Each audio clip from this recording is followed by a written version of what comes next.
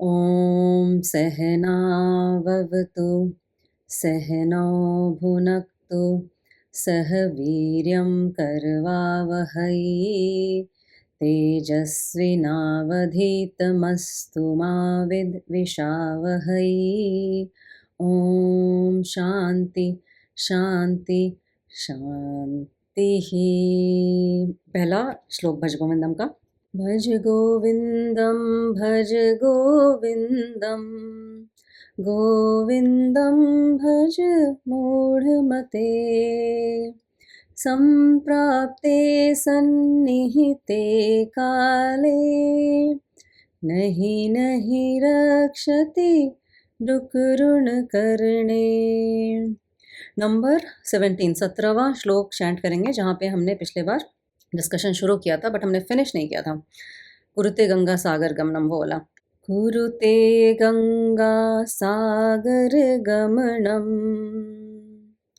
व्रत परिपालन मथवा दानम ज्ञान विहीनः सर्वम तेना भजति न मुक्तिम जन्मधृतेना। हमने संस्कृत स्टूडेंट्स गंगा सागर का स्पेलिंग देखिए, सॉरी अक्षर की संधि है गंगा, अंग यूज किया है, ग नीचे है, ठीक है। तो आप जब पढ़ रहे हैं ये संस्कृत श्लोक, तो आप जो संस्कृत में पढ़ रहे हैं संस्कृत क्लासेस में, उसका ध्यान रखिए क्या संधि वर्ड्स आ रहा है क्या नहीं आ रहा है, उससे आपको रीडिंग में ईजी होगा।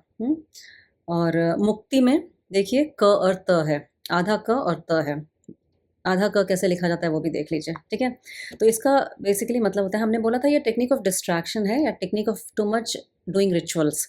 तो बेसिक इसका मीनिंग है कि हम पिलग्रिमेज पे कहीं भी जा सकते हैं, गंगा सागर जा सकते हैं, व्रत कर सकते हैं, दान कर सकते हैं, लेकिन अगर ज्ञान नहीं आता है ये करने के बाद भी, तो मुक्तिम न भंजति जन्म शतेन, मतलब मुक्ति नहीं मिलती है, मोक्ष की तरफ आप नहीं जाते हैं। तो हम थोड़ा पहले डिस्कस करेंगे जो हमने पहले 3 टेक्निक देखा था। और लोग यूजुअली जब इस फील्ड में आते हैं, स्पिरिचुअल फील्ड में, इसमें 2 बेसिक स्टेप होते हैं। जैसे एक होता है पहला प्यूरिफिकेशन ऑफ माइंड, जिसके लिए ये सब व्रत दान आसन प्राणायाम सारा बना हुआ है, से बहुत शुद्धि होती है बोलते हैं मन की। तो अंतःकरण शुद्धि पहला स्टेप है स्पिरिचुअल लाइफ का, कि अंतःकरण शुद्ध करना है हमको, क्योंकि उसके ऊपर बहुत मल चढ़ा हुआ है। सेकेंड स्टेप है gaining the knowledge. It's almost like when you prepare a rice, जब भात डालते हैं बनने के लिए, पकने के लिए, तो भात को पहले धोते हैं, उसमें पानी डालेंगे, उसको कढ़ाई में या किसी पॉट में डालेंगे, वो सब प्रिलिमिनरी स्टेज होता है। लेकिन बिना अग्नि के तो भात नहीं पकेगा ना। तो ज्ञान इज़ लाइक अग्नि, ज्ञान सबसे इंपॉर्टेंट है। इतना कुछ करने के बाद भी अगर ज्ञान नहीं आया, वो हीट नहीं आई नॉलेज की, तो आपको कोई फ़र्क नहीं पड़ेगा ये सब व्रत और ये सब दान वगैरह करने से। तो ये जो 2 स्टेप्स हैं ना जो मैंने बताया, अंतःकरण शुद्धि और दूसरा ज्ञान अर्जित करना, ऑप्शनल नहीं है। दोनों इम्पॉर्टेंट हैं। बहुत लोग बहुत रिचुअलिस्टिक हो जाते हैं ना, कि अपना पूजा पाठ कर रहे हैं, सब कुछ कर रहे हैं, लेकिन वो समझ नहीं आती है। वो समझ कैसे आती है वो हम देखेंगे, लेकिन उसके पहले हम जो पहले टेक्निक्स देखी थी, जो लोग नॉर्मल लोग करते हैं, 95% of people, techniques of indulgence, techniques of suppression. इसमें मैं डिस्कस करना चाहूँगी कि बहुत लोग ऐसा भी सोचते हैं टेक्निक ऑफ सप्रेशन में, कि हमको ये नहीं खाना है, वो नहीं पहनना है। तो इसमें बहुत डिफरेंट मान्यताएं हो जाती हैं। जैसे कुछ समाज के लोग सोचते हैं कि हम तो अपनी लड़कियों को ढक के रखते हैं, है ना, वही अच्छा है, तो वो ज़्यादा रिलीजियस है, जितना ढकेंगे उतना रिलीजियस है, ऐसा भी आपने देखा है ना। बट हमारे इसमें ऐसा नहीं बोला था। ऐसी सोच ये स्पिरिचुअल की तरफ लेके नहीं जाएगी कि जितना आप ज़्यादा कपड़ा पहनेंगे आप ज़्यादा स्पिरिचुअल होंगे, ऐसा कुछ भी नहीं है। एक मैं एक्सपीरियंस इसलिए शेयर करना चाहती हूँ क्योंकि मेरे पास एक पेशेंट आई थी, उसके घुटने में पेन था। तो उसने मैं घुटना असेस करने के लिए, ऑब्वियसली मेरे पास आके लोग अपने कपड़े उतारते हैं क्योंकि मुझे असेस करना पड़ता है मेडिकल में। तो वो बोलती है कि सॉरी मैंने अपना लेग शेव नहीं किया। मैंने बोला you don't have to, it's natural, but she was very feeling shy about it. तो समाज में एक ऐसा धारणा बन गई है कि लड़कियों को ऐसे ड्रेस करना है या फिर ऐसे करना है। तो मैंने बोला there is nothing wrong in showing your leg, it's natural, है ना, जो भी हेयर आपके लेग में उसमें कुछ नहीं है। ऐसा मैंने अपने बच्चों से डिस्कस किया था, तो मेरी बेटी ने बोला कि ये एक्चुअली बहुत ही पीडोफिलिक मेंटालिटी है, कि लड़कियों को ऐसे चिकना दिखना चाहिए या ऐसे ड्रेस करना चाहिए, एक पर्टिकुलर उनको अटायर होना चाहिए। और हमारा कल्चर इंडियन वुमेन ड्रेस को कभी भी एक सजाने का तरीका नहीं मानता था, ठीक है। उसका मैं आपको एग्जाम्पल दूंगी, let me just share my screen and show you something. और मैं भारत के एंशियंट लेडीज का ड्रेस आपको दिखाऊंगी कैसे होता था। आप इनमें से बहुत सारे लोगों को पहचान सकते हैं। ये कौन है, कोई बताएगा? शारदा देवी या फ्रॉम रामाकृष्ण या की पत्नी शारदा देवी, ठीक है। तो पहले के जमाने में ब्लाउज नहीं पहनते थे, इंडियन कल्चर में नॉर्मल था। ये है मणिपुर की राजा और रानी उस जमाने की, ठीक है। उनका भी ड्रेसिंग देखिए कैसा है। मैं नॉर्थ से साउथ तक सब दिखाऊंगी। ये मालाबार कोस्ट के फार्मर्स हैं, इनकी ड्रेसिंग देखिए। No blouse no petticoat. South में आ जाते हैं। ये है केरला की महारानी, हाँ, और ये केरला के एक नॉर्मल फैमिली, नॉर्मल ब्राह्मण फैमिली। ये आदिवासी हैं भील के, मतलब मध्य प्रदेश के एरिया की। और ये हैं झारखंड बिहार के एरिया के लोग। ये है महादेवी अक्का। इनके बारे में जाके पढ़िए। ये बचपन से ही शिव भक्ति, ऐसा बोलते हैं ये शिवमय ही हो गई थी। और इन्होंने जैसे क्या बोलते हैं उसको, बहुत सारे जैन संत को आपने देखा होगा दिगंबर बोलते हैं, मतलब वो कपड़े नहीं पहनते हैं, तो ये भी दिगंबर ही थी, कपड़े नहीं पहनती थी। और ये राजा के कोर्ट में इसी अवस्था में, दिगंबर अवस्था में ही जाके शास्त्रार्थ करती थी, और किसी की हिम्मत नहीं होती थी उनको कुछ भी। और वो जंगल में अकेले ऐसे घूमती थी शेरनी जैसा। तो हमारा समाज इतना, और ये बहुत पुरानी बात नहीं है, ये 400-500 साल पहले की ही बात है, जस्ट बिफोर ब्रिटिश अराइव्ड। ये है कश्मीर से। रश्मि तुमको पता है कौन है ये, कौन है ये श्री ललिता देवी है। हाँ, लल्लेश्वरी इनको बोलते थे, ये भी शिव, लल्लेश्वरी माता, हाँ, हाँ। शिव भक्ति। ये भी नग्न अवस्था में ही घूमती रही, विचरण करती रहती थी पहाड़ों में, और किसी की हिम्मत नहीं होती थी उनको कुछ भी करने की। तो हमारे यहाँ कभी भी वुमन को ढकना या उनको ये करना कंपलसरी नहीं होता था। गर्म देश था, कैसे भी रह सकते थे, अपनी इच्छा थी। लेकिन जब ब्रिटिश आए या इस्लामिक आए तो उनको लगा अरे ये क्या चल रहा है। उन्होंने फिर बोला कि ये तो बहुत ही बैकवर्ड है, the way they are dressing. तो उन्होंने एक एलीट सोसाइटी को एक डिवीजन क्रिएट किया, जो अफोर्डेबल क्लास थे, ब्लाउज और पेटीकोट का। ब्लाउज और पेटीकोट में ज़्यादा कपड़े लगते हैं, गरीब तो नहीं कर सकते थे अफोर्ड, और उनके इसमें भी नहीं था। और बहुत लोग खेत में काम करते थे, उनको कन्वीनियंट भी नहीं था, क्योंकि साड़ी को धोती जैसा बांध के खेत में काम करते थे। तो उन्होंने एक सोसाइटी का क्लास डिवीजन किया, जहाँ पे जो अफोर्डेबल क्लास थे वो ब्लाउज और पेटीकोट पहनते थे। अब ये दोनों इंग्लिश वर्ड्स हैं, इसका हिंदी में कोई रूपांतर नहीं है। तो उसके बाद वो क्लास डिवीजन क्रिएट हुआ कि जो जो गरीब है बेचारे, जो अफोर्ड नहीं कर सकते, और एक क्लास एलीट ग्रुप को किया। तो याद रखिए वो डिवीजन है, बट आजकल उसका अपभ्रंश भी हो गया, मतलब उसका बिगड़ा हुआ रूप हो गया। आजकल बहुत लोग कम कपड़े पहनते हैं, लड़कियां, और रील्स बनाते हैं वो बेसिकली अपना अंग प्रदर्शन या फेमस होने के लिए करते हैं, तो वो भी उसका एक अपभ्रंश हो गया, मतलब उसका बिगड़ा हुआ रूप हो गया है। तो वो भी वैसा नहीं होना चाहिए।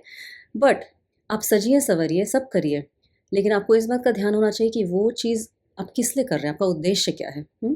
उस पर डिपेंडेंसी नहीं होना चाहिए। मैंने ऐसा कितने लोग से यहाँ भी सुना है कि वो मेकअप के बिना बाहर नहीं जा सकते। उनको लगता है कि अरे this is like big part of my life, अगर नहीं होगा तो उनको डिप्रेशन हो जाएगा अगर अच्छी मैचिंग लिपस्टिक नहीं होगी तो। अभी मैं किसी से बात कर रही थी, वो बोल रही थी कि वो घर में रोटी नहीं बनाती हैं, बाहर से रोटी लेके आती हैं। क्यों? क्योंकि उनके हाथ खराब हो जाएंगे, ब्यूटीफुली मैनिक्योर्ड नेल पेंटेड ना खराब हो जाएंगे। तो ऐसे भी लोग आज भी एग्जिस्ट करते हैं। तो देखिए आपका जो ये शौक है या जो भी आप कर रहे हो extra, you are beautifying yourself, बहुत ज़्यादा बनावटीपन नहीं आया उसमें।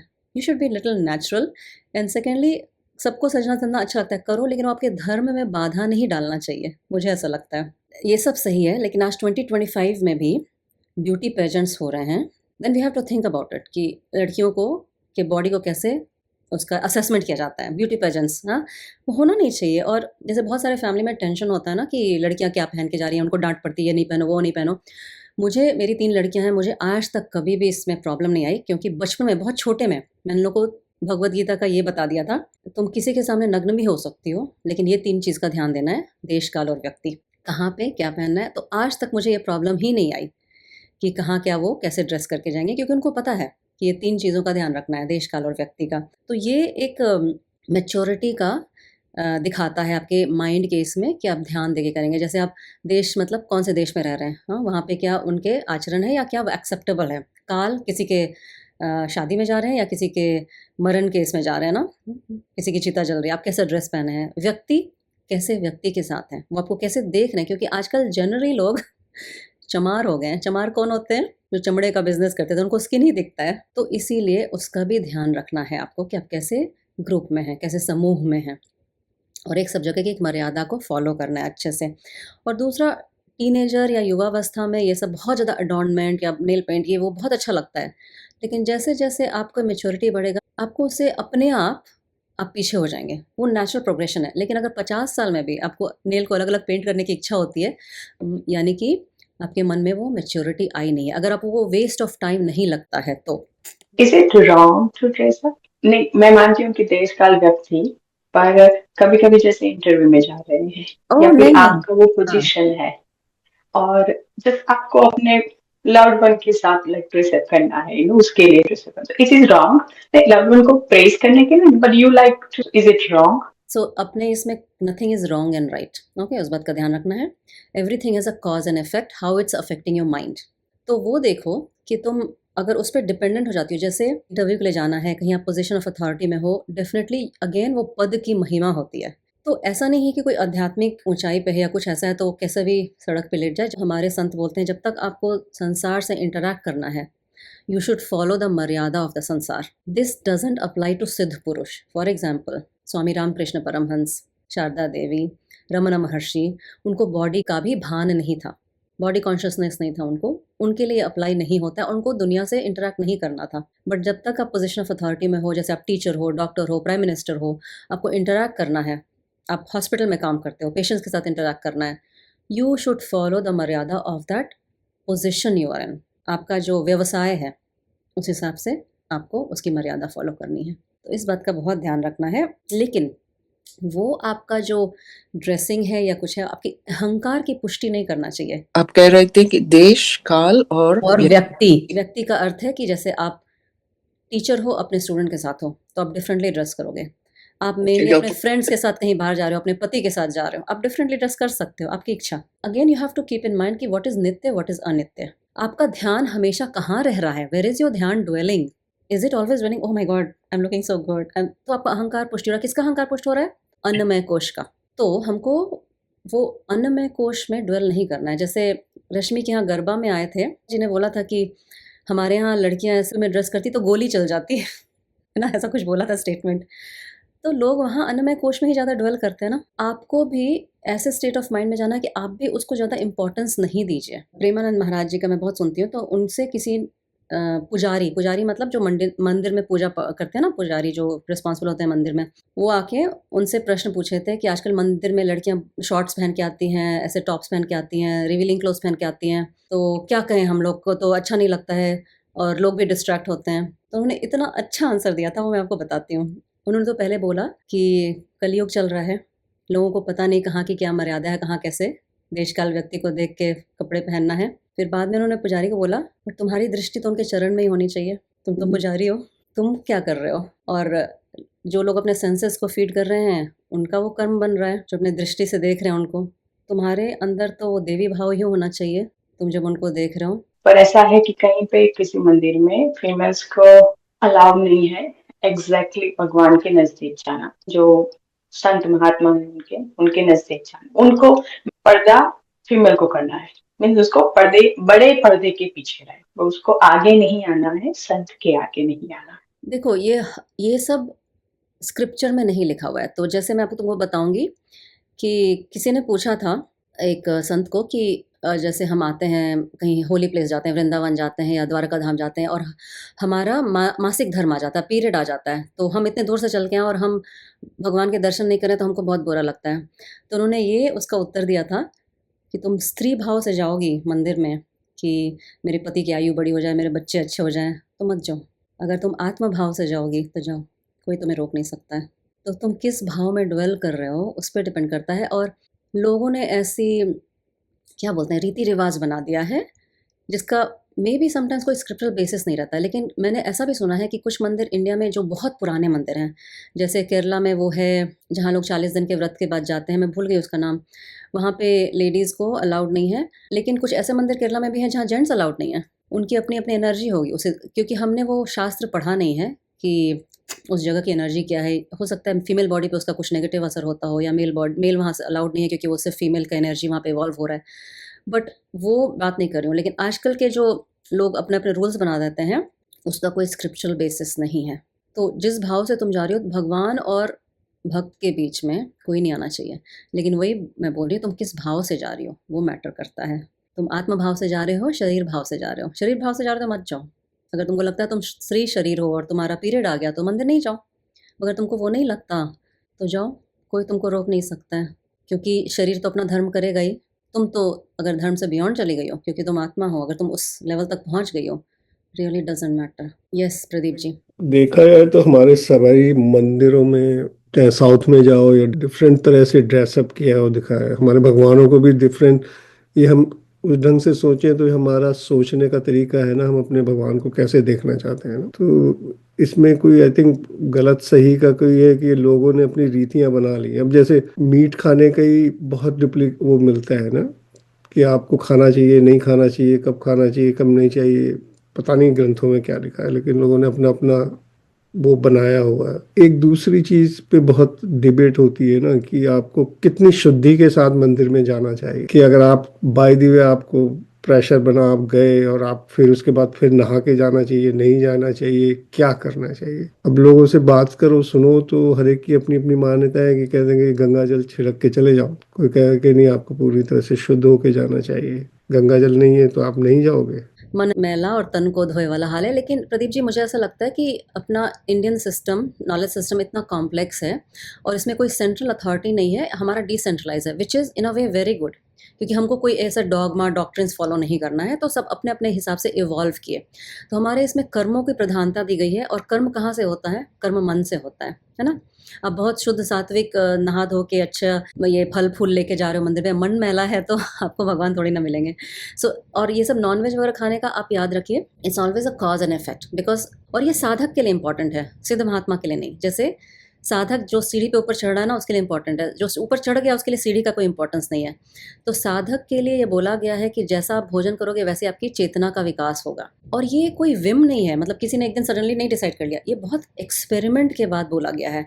क्यों प्याज लहसुन नहीं खाना चाहिए एक साधक को, जैसे वो तामसिक होता है। इवन आलू भी नीचे से आता है ज़मीन के, लेकिन आलू को तामसिक नहीं बोला गया है, लेकिन प्याज लहसुन को बोला गया है। तो और ये सबके लिए कंपल्सरी नहीं है, बट जो अपनी चेतना को वहाँ पहुँचाना चाहता है जहाँ पे रामकृष्ण थे, उनको बहुत केयरफुल रहना है। फॉर एग्जाम्पल, जैसे आपको IIT क्रैक करना है तो आपको वो सब करना पड़ेगा जो किसी IIT ने वाले ने किया है, वहाँ पहुँचा है ना, उसको फॉलो करना पड़ेगा। तो हमारे संत महात्मा जो वहाँ पहुँचे हैं, जो वो बोलते हैं, तो आपके अंदर इतनी श्रद्धा होनी चाहिए वो फॉलो करने के लिए। लेकिन जो नहीं IIT करना चाहता है, जो रीजनल कॉलेज में पढ़ना चाहता है, अपना लोकल कॉलेज में पढ़ना चाहता है, उनको नॉट नेसेसरी वो सब करना पड़े ना। तो आप पे डिपेंड करता है कि आप क्या चयन कर रहे हो, आप क्योंकि आपका ध्येय क्या है, आपका गोल क्या है। अगर गोल आपका अल्टीमेट है तो करो एकदम स्ट्रिक्टली फॉलो संत को, महात्मा को, ब्रह्म मुहूर्त में उठो, ऐसे करो वैसे करो, और उसका इफेक्ट दिखता है।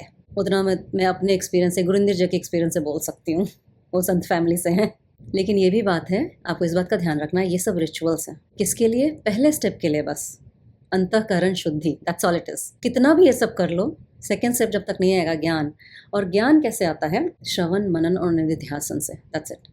और गुरिंदर जी, आप अपने एक्सपीरियंस में बताइए। आपने तो पहला स्टेप बचपन से किया है, आपके फैमिली है, सारा पूजा पाठ तो बहुत होता है, बट आपको मोक्षधाम ज्वाइन करने के बाद क्या डिफरेंस फील हुआ? आप ही बताइए, आपके मुंह से सब सुन लें तो अच्छा है। मोक्षधाम के इसकी जितनी नॉलेज मिली है, डैडी की बात अलग से है, क्योंकि उन्होंने शुरू से ऋषियों मुनियों से कांटेक्ट रखा है। ही वाज एनसाइक्लोपीडिया बोला जाता था। He had knowledge that he can speak on anything. कोई शास्त्र ले लो, हिंदू का ले लो, कोई मुस्लिम का ले लो, कोई क्रिश्चियनिटी सबका सब उन्होंने पढ़ा हुआ था और उसको ग्रास्प किया हुआ था। आई थिंक कृपा ही होती है भगवान की, जो इतना कुछ वो अंदर रख सकते हैं लोग। उनके हिसाब से ये दुनियादारी का कुछ है ही नहीं, उनको कुछ था ही नहीं कि क्या पहनना क्या नहीं पहनना। और उन्होंने मेरी बेटियों को भी ऐसे ही रखा था कि मैं शिकायत करती थी कि ये स्नीकर्स पहनती हैं, कहीं जाना होता है तो they will just wear sneakers with dressy suits. तो पार्टी में जाना है, कुछ करना है, तो मैं बोलते थे छोड़ दे, रहने दे, उनको जो करना है करने दे। अभी कहाँ जाना है तो क्या पहनना है, उनको कोई मतलब ऐसा था ही नहीं।